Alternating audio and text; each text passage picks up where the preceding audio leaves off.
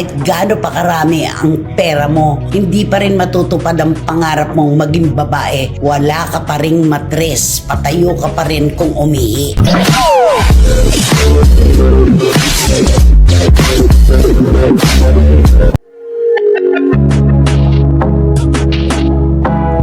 Welcome back to Philippine Celebrity Broadcast. Matapos ang pambabastos ni Vice Ganda sa dating Pangulong Rodrigo Duterte, hindi pa rin nilubayan ng mga DDS supporters na hanggang ngayon galit na galit pa rin.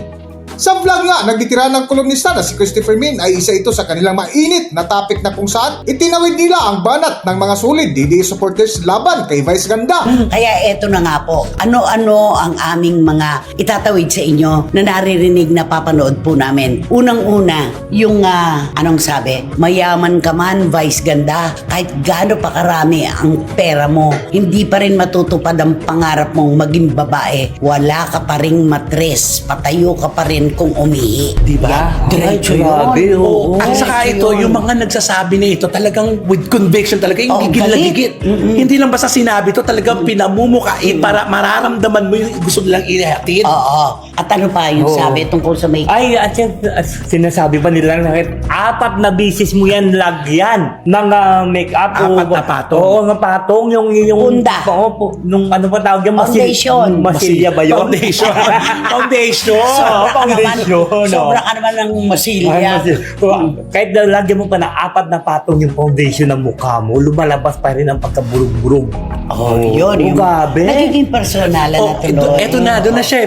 Na personal na kasi iba-ibang level nga ng Nanakit siya, di ba? Correct. Kaya ito ang ibinabalik sa Totoo. kanya talaga ngayon. 4 na patong ng punda.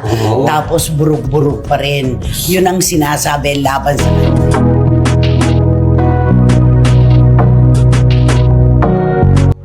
Sa dulo nga ng kwentuhan ni Nanay Christopher Min ay binahagi nila ang pagmumura ni na Vice Ganda at dating Pangulong Rodrigo Duterte kung saan maraming nagtatanong kung sino ang nagmumura na maraming nakinabang. Para sa buong detalye ng kwento, narito ating pakinggan ang pahayag ng veteran ng kolumnista na si Christopher Min.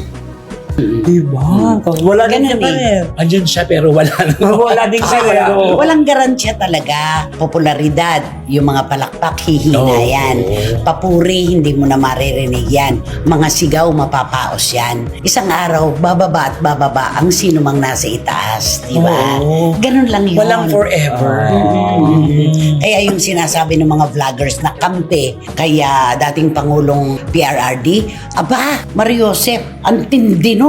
Diba? ay, oo, Ang tindi ng mga sinasabi nila na kung pakakaisipin mo, inakala kaya ni Vice Ganda na aabot sa ganito ito? Oo, at saka diretso sila, yung mga wala silang pakundangan. Tsaka pinipi-PI siya. Oo, Pinipi-PI Wala siya. na talagang hindi na mapipigilan. Kasi parang umapoy eh. Oo. Hindi bigla na lang umapoy. Nilagyan pa ng gasolina. Sige, lumaki ng lumaki. Tapos, meron din naman syempre na kalaban sa politika.